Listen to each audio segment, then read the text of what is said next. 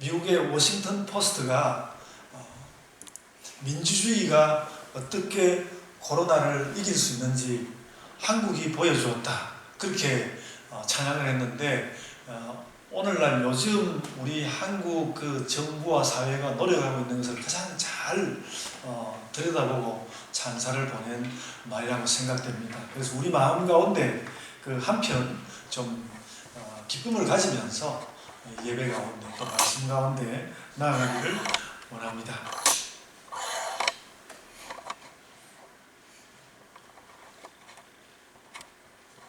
여러분, 우리나라는 미당 서정주의 친일을 용서했고, 독일은 하이데거의 나치 부역을 용서했습니다.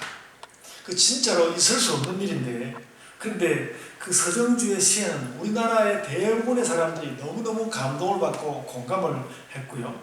또 하이데거의 철학은 전 세계 사상계의 지표로서 많은 철학자들, 많은 사상자들이 그에게 공감을 하였습니다. 공감을 받은 것이죠. 그래서 결국은 그렇게 엄청난 공감을 받은 그 사람들을 벌을 줄 수가 없었던 것입니다. 이런 엄청난 역사적인 공감이 있고요. 제가 다른 공감과 관련해서 소박한 이야기 하나 하겠습니다. 어떤 할아버지가 암 진단을 받았습니다. 그는 암 진단을 받은 날부터 그런데 갑자기 성격이 난폭하여졌습니다. 식구와 주변 사람들에게 욕을 퍼붓고 아무도 만나지 않으려고 하였습니다. 그런데 그 할아버지가 좀 괜찮을 때 이 할아버지를 가끔 만났던 어린 꼬마가 하나 있었습니다. 할아버지가 아프다는 소식을 듣고 꼬마가 찾아왔는데, 어른들이 혹시나 싶어서 이 아이를 한번 그 할아버지 병실에 들여보내 보았습니다. 그런데 어쩐 일인지 한 20분간을 그 안에 들어가서 아이가 할아버지와 함께 있는 것을 어른들이 알고 놀라워했습니다. 근데 그 아이가 나오고 난 뒤에 그 할아버지는 태도가 달라졌습니다. 그 태도가 부드러워지고 사람들도 만나고 사람들과 이야기도 나누려고 하였습니다. 그래서 그 가족들이 그 소년에게 물어보았습니다. 너 할아버지와 무슨 이야기를 한 거니? 소년의 대답, 아무 이야기도 안 했어요. 그럼 너는 20분 동안 대체 뭘 한 거니? 소년의 대답이었습니다. 그냥 할아버지하고 함께 울었어요. 그 아이의 그 할아버지의 불행에 울 수 있는 그 공감이 할아버지의 마음을 돌려 놓았습니다. 여러분, 저는 오늘 우리가 읽은 본문이 공감을 통한 순간적인 구원이라고 느꼈습니다. 지난 주간에 우리가 이 말씀을 큐티도 하고 그랬는데 그 말씀을 읽으면서 그 공감이 느껴졌습니다. 제가 다른 이야기 한마디만 더 하겠습니다. 너무 자주 이야기를 안 했으면 좋겠는데, 나이 40을 채우지 못하고 소처럼 딸 같은 자매가 저에게 하소연을 한 것이 기억이 났습니다. 제가 하나님께 뭐 그렇게 크게 잘못한 것이 있어서 제가 이 나이에 제가 이런 일을 당해야 합니까, 목사님? 제가 자세히 기억이 나지 않지만 제가 그랬던 것 같습니다. 나도 그 부분에 대해서 내가 할 말이 없다. 그래도 네가 너무 억울해하니까 하나님께 네가 원통하다고, 내가 하나님 제가 원통합니다, 그렇게 한번 하나님께 기도를 해봐라. 그 이야기를 하고 난 이후에 아마도 병원에 딸린 교회에 가서 그 자매가 그렇게 기도한 것 같았습니다. 그리고 나서 정말 이해할 수 없었던 원통했던 마음이 좀 많이 가라앉았던 것 같습니다. 하나님을 다 이해할 수는 없어도 하나님과 그 어떤 소통을 한 것이죠. 여러분, 저는 이 혈루증 여인 이야기가 그냥 해당장 야이로의 딸을 고치러 가는 중에 길 위에서 어떤 에피소드가 하나 있었다, 그렇게만 생각하고 지냈습니다. 그래서 오늘 설교 제목도 길 위의 구원 아닙니까? 길 위에서 그냥 사건이 하나 벌어졌다. 그리고 예수님이 다니시는 길에는 이런 일도 다반사로 일어난다. 근데 여러분, 이런 일이 다반사로 일어난다고 해도 이것이 길 위에서 그냥 휙 스쳐 지나간 일이라고 하더라도 이것은 명백한 구원 사건입니다. 구원 사건입니다. 여인은 구원을 원했고 예수님은 구원으로 답하였습니다. 그래서 오늘 본문은 시작과 끝에서 그 구원이라는 말로 호응하면서 그것을 보여주고 있습니다. 사람이 뜻하지 않게 하나님을 만나게 될 때는 어떤 사람이라도 신비적인 촉이 발동을 합니다. 제가 전에 이야기하지 않았습니까? 누가 자살을 하려고 했는데 이상하게 하나님께 끌렸다. 그런 일이 있듯이 이 혈육적 여인도 그랬습니다. 이 여자는 그냥 보통 사람, 보통 여자였습니다. 12년 혈루증에 모든 것을 다 잃어버린 정말 별볼일 없고 삶에 찌든 여자였습니다. 여러분, 저는 오늘 본문 26절, 오늘 설교 준비를 하면서 본문 26절을 읽고 또 읽고 그 26절을 그렇게 읽다가 제가 정말 눈물을 흘릴 뻔했습니다. 인생이라는 것이 왜 이렇게 피곤한 거야? 왜 이렇게 피곤한 거야? 여러분 26절 한번 보십시오. 그 혈루증 여인만 그런 게 아니라 우리도 그 비슷한 느낌이 있으니까 그런 감동을 받는 것이죠. 26절 본문이 이렇게 말씀했습니다. 그가 많은 의사에게 많은 괴로움을 받았고 그 의사에게 가면 편해져야 되는데 많은 의사에게 많은 괴로움을 받았고 가진 것도 다 흡입하였으되 아무 효험이 없고 도리어 더 좋아해졌던 자예. 26절 그렇게 말씀하고 있습니다. 그래서 그 말씀을 읽으면서 사람이 너무 안 됐잖아요. 너무 안 됐잖아요. 근데 세상은 보통 사람이 좀 안 됐다고 돌봐주는 것이 아니지 않습니까? 별 볼 일 없고 삶에 찌들고 인생이 피곤하지만 아무것도 이제는 더 해볼 수도 없고 그야말로 삶의 함정에 빠진 그런 여자였는데 예수님을 만나서 그 어떤 신비적인 촉이 발동했습니다. 그가 구원을 기대했습니다. 오늘 본문 28절에 나와 있습니다. 내가 그의 옷에만 손을 대어도 구원을 받으리라. 그렇게 그 뭔가가 그의 마음을 찾아왔습니다. 이 여자가 생각한 구원이라는 말은 정확하게 신학적인 의미의 구원은 아닌 것 같습니다. 그렇지만 또 그것이 반드시 그런 구원이 아닌 것도 아닙니다. 한번 학문을 한 적도 없고 뭐 좀 아는 것이 있다 하더라도 12년 병 중에 다 놓쳐버렸고 이제 지친 몸에 오직 한 가지 혈루증만 남은 이 여인이 예수님을 보고서 내가 이분에게서 뭔가 구원을 받을 수 있겠다 그런 생각을 한 것이죠. 이것이 그 여인의 구원 이야기의 출발입니다. 여러분, 사람들은 모두 남들에게 속고 싶지 않습니다. 늘 속고 싶지 않았죠. 속고 싶지 않습니다. 특히 구원의 이야기라면 누가 나를 구원하랴 그렇게 생각하면서 구원 자체를 의심하기도 합니다. 내게 와서 구원 이야기를 하는 사람을 의심합니다. 수많은 이단들이 우리의 그런 의심을 또 더 악화시켰죠. 이단들과 정말 이 구원 이야기 하는 것을 우리는 기독교인이면서도 그 싫어하는 그런 것이 있습니다. 그래서 그 바람에 우리는 반대로 우리 자신에게 또 반대로 속아서 하여간 구원 이야기라면 뭐 이렇게 아무 절대로 믿지 않는 태도 그런 것을 우리들도 가지고 있을 수 있습니다.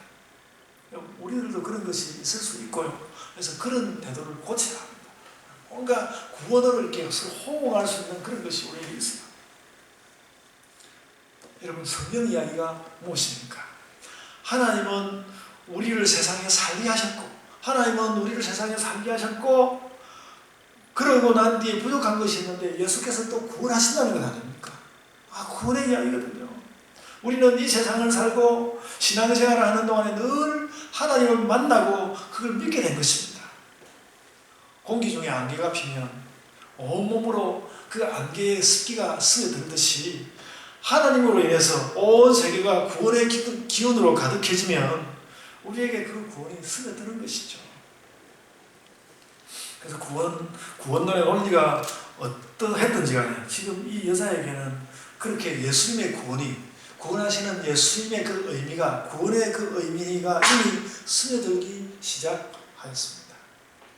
내가 저 옷만 한번 잡아봐도 구원을 받을 수 있겠다. 그래서 여러분, 오늘 우리가 단박에 하나 배운 것이 뭔가 하면 믿음을 수긍하고 구원을 수긍하는 우리의 자세가 이렇게 겸손해야, 내가 저 옷자락만 한번 잡아봐, 내가 성경의 책장만 한번 넘겨봐도 내가 뭔가 구원을 받을 것 같은 그런 구원을 향한 우리의 열망, 이런 것이 겸손함이 있어야 합니다. 그런 여자의 마음을 알고 사람의 마음을 아는 예수께서 그 심정을 모를 리가 없습니다.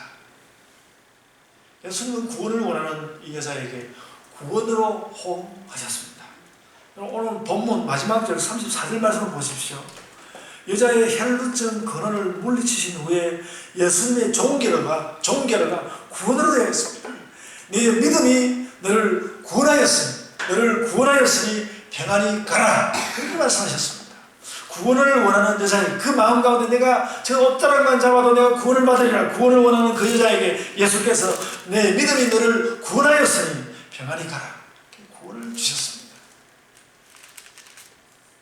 본문 그 길 위의 구원은 구원을 원하는 사람에게 예수님이 구원으로 호응한 것입니다. 구원을 원하는 자에게 구원으로 호응한 것입니다. 여러분, 우리도 길 위에 있지 않습니까? 우리도 인생 길 위에 있지 않습니까? 그래서 우리도 이 여자처럼 구원의 촉을 진정으로 세워야 합니다. 여러분, 그래서 어떻게 되었습니까? 이 여자가 생각했던 구원은 하여간 나의 이 고달픔이 물러가리라, 사라지리라, 좀 그런 것이었고, 구원론에 똑 떨어지는 그런 생각은 아니었지만, 예수께서 주신 구원의 말씀은 사실 논리에도 맞고 조직신학에도 딱 떨어지는 말씀입니다. 네, 믿음이 너를 구원하였다.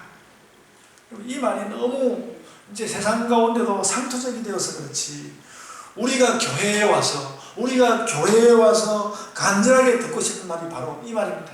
네, 믿음이 너를 구원하였다. 여러분의 믿음이 여러분을 구원한 것입니다. 아멘. 혈루증 여인과 예수님의 대화는 시작과 끝이 그렇게 구원으로 호응하는 대화였습니다. 우리의 대화도 좀 그래야 할 것입니다. 그래서 여러분, 우리가 신앙생활을 잘하는 아주 중요한 방법이 하나 있습니다. 맞장구를 치는 것입니다. 구원의 내용을 담아서, 제가 언젠가 한번 예화를 이야기하지 않았습니까? 썩은 사과를 사온 할아버지, 집에서 무슨 소중한 것을 가지고 나와가지고 썩은 사과를 바꾸고 왔는데 그 부인 할머니가 괜찮다는 거죠. 우리 남편이 한 건 괜찮다는 거죠. 그런 부인이 정말 있는지 모르겠는데, 남편에게 맞장구 치기 위해서 태어난 여자처럼 그렇게 맞장구를 쳐져 있습니다. 놀라운 이야기죠. 그래서 여러분, 제 자신을 많이 돌아봤습니다. 나는 타인들에게 얼마나 맞장구를 잘 쳐주나 생각해 보니까 저는 이런저런 논리로 무장을 하고 남에게 맞장구를 안 쳐줄 수 있는 그런 준비가 너무너무 잘 되어 있는 그런 사람이었어요. 이러면 안 되는 거죠. 그래서 이게 정말 주의해야 되는 거구나. 정말 주의해야 되는 거구나.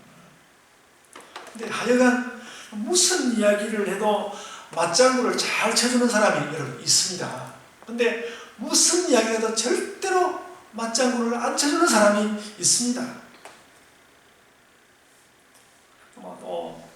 절대로 맞장구 치기 어려운 말만 골라서 하는 사람이 있기 때문에 또 우리가 그것도 좀 어려운 부분이 있고, 그리고 악한 것에는 맞장구를 칠 수 없잖아요. 그런 것이 있긴 하지만 기본 우리의 인생의 태도가, 어떤 사람들을 대하는 우리의 인생의 태도가 맞장구를 잘 치는 그런 사람으로 우리가 살아야 한다는 것입니다.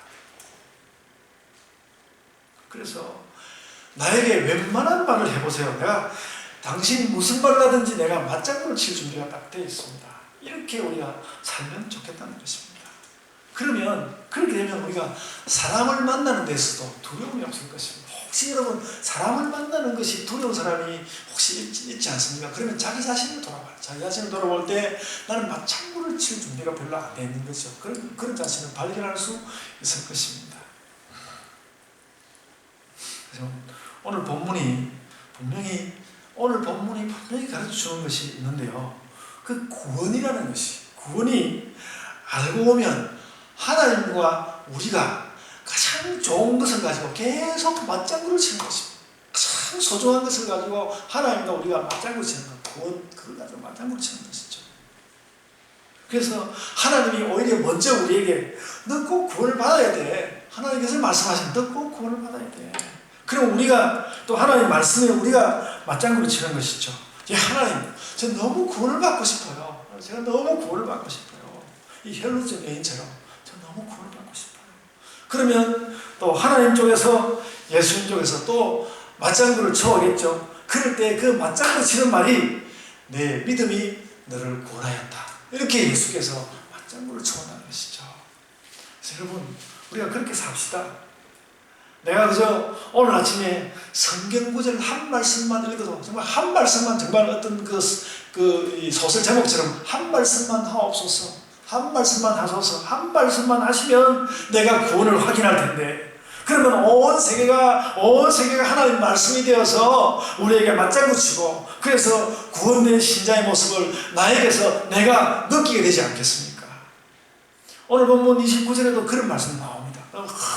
자기가 그 맞장구 치는 그 가운데서 구원을 느끼는 장면이 나오거든요. 그 29절에 이렇게 말씀했습니다. 그 혈루증 여인이 병이 나은 줄을 몸에 깨달으니라. 자기에게 구원이 온 것을 깨달은, 몸으로 깨달았습니다. 구원이 온 것을 몸에서 깨달았다, 느꼈다. 우리가 꼭 이 여인과 같은 종류여야 하는 것은 아닙니다.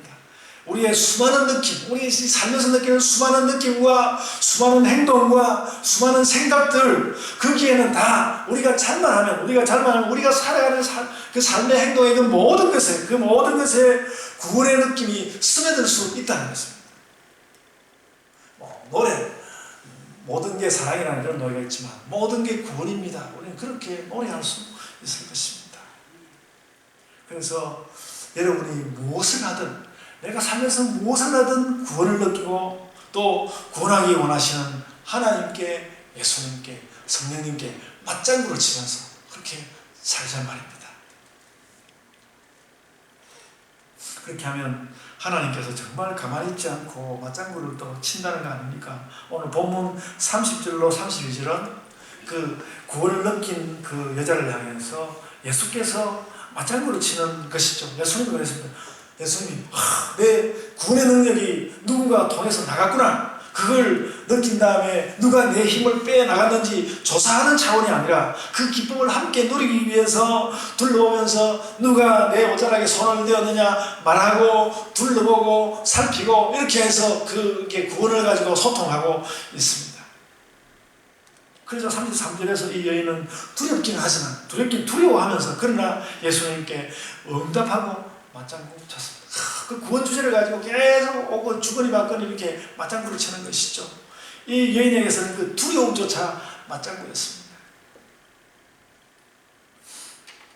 그래서 여러분, 저는 최종적으로 오늘 말씀으로 이런 것을 깨닫고 싶다는 것이죠. 온 세상이 구원으로 충만하다. 내가 살면서 행하는 많은 행동들이 구원과 무관한 많은 행동들을 하다가 교회 오면 잠깐 구원의 행동을 하는 것이 아니라 내 삶의 모든 것이, 내 삶에서 하는 모든 행동과 모든 은사들의 그 구원의 색깔이 배어있다, 그럴 수 있다는 것, 그런 것을 깨달읍시다. 제가 이 생각을 하면서 정말 30년 가까운 세월 만에 깨달은 것이 하나 있는데, 제 아내가 저를 구원한 거죠. 내 아내가 나를 구원한 거. 정말 설교를 재미있게 하려고 하는 것이 아니라 진심으로 그런 것을, 설교 준비하면 그런 것을 낳겠습니다. 제가 결혼 당시에 진짜 아무것도 없고, 제가 그 지하방 막 굴처럼 굴처럼 들어가서 그 지하방에 살고 있는 저를 사모는 이 지상으로 끌어줬죠. 저를 구원해 주었습니다. 그리고 제가 또 여러분 한 분 한 분을 여러분 정말로 한 분 한 분을 다 제가 생각해 보았습니다. 그래서 다 생각해보니까 한 사람도 그냥 온 분이 없었어요. 다 이렇게 교회에 올 때 사연이 있었고, 어떤 대화가 있고 이렇게 하는 가운데 한 분이 많습니다. 그래서 여러분, 여러분 한 분 한 분이, 여러분 한 분 한 분이 저에게 구원이라는 것입니다. 제 구원이었습니다. 정말로 그랬습니다. 그래서 여러분 이 느낌이 모두가 일어나는 모든 행위들이 나에게 구원이구나, 그런 것을 우리가 함께 느꼈으면 좋겠습니다. 그 느낌으로 살기를 원합니다. 그래가지고 우리 이렇게 구원 주제에 맞장구치기를 하면서 그렇게 살아야 하겠습니다. 그것이 이 땅에서 구원을 누리는 삶입니다. 여러분, 세상에는 막 악한 것이 많이 있지만, 그럼에도 불구하고 반면에 세상에는 또 구원도 가득합니다. 저만 아니라 여러분 모두가 저는 그것이 부족하다고 생각하거든요. 타인에게 맞장구를 치는 거. 내가 당신이 그 정도 한다고 내가 맞장구 치는가 봐라. 그런 사람이 있어. 네가 아무리 해봐라, 내가 맞장구를 치는가 이렇게 하는 건데, 제가 주일 아침 예배 드릴 때마다 우리 조경희 전도사님도 참 어린 나이가 아니잖아요. 앞에서 막 이렇게 재롱 피우면서 막 이렇게 막 율동하면서 막 찬양하고 그러는데, 표정하게 이렇게 참, 저도 그래서 이제 오늘은 전도사님을 쳐다보면서 웃으려고 굉장히 노력을 많이 했습니다만, 그런 일들. 그래서 제가 또 설교를 하면, 원래 교회는 옛날부터 말입니다. 목사가 설교하면 막 아멘, 아멘 이렇게 화답하는 것이 원래 교회 원래 모양입니다. 이제는 부흥회를 하는 동안에 한 100년 동안 할 아멘을 거기서 다 해버려가지고 요즘은 안 하는지 모르지만 그거 아니고, 이렇게 설교를 하면 내 마음에 조금만 이렇게 느낌이 있으면 아멘하고 이렇게 화답하는 것이 원래 교회 예배드리는 모습입니다. 하시고 그렇게 하면서 우리가 서로 화답하면서 서로 호응하면서 살아야 하는 것이죠. 살면서 나의 자녀가 나오고 또 나의 아내가 나오고 나의 남편이 나오고 또 주변에 어떤 사람이 나올 때 거기에 대해서 시큰둥하는 것이 아니라 잘 호응한다면 우리의 삶의 세계가 행복한 그런 세상이 되어간다는 것입니다. 그래서 여러분, 맞장구 치지 않는 거 가만히 깊이 생각해 보면 그것이 어떻게 보면 그게 죄의 찌꺼기이지 모릅니다. 죄의 찌꺼기, 나에게 쌓여있는 죄의 찌꺼기, 그런 것일지 모릅니다. 우리가 그런 게 너무 많으니까 하나씩 나의 냉정한 모습을 벗겨내고